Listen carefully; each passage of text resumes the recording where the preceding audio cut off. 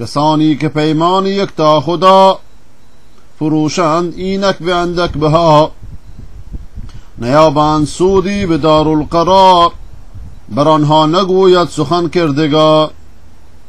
بر آنها نسازد ز رحمت نگاه، نه خود پاک سازد از ایشان گناه. نسازد گناهان آن قوم پاک، بر آنها عذابی است بس دردناک. گروهی از آنها به میل و پسند، کلام خدا را دگرگون کنند.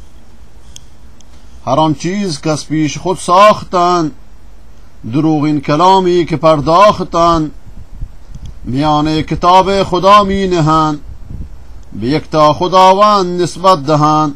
آخونده های خرافی خود ما میطوری هست. اگرچه که تحریف گردید آن، نباشد ز پروردگار جهان. بگویند آنها ز یکتا خدا، رسیده است آیات بر دست ما.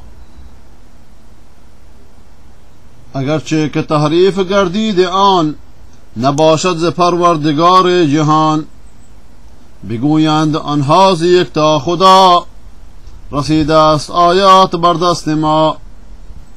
اگر چند کن آیه ها هیچگاه، نبوده است هرگز یکتا اله.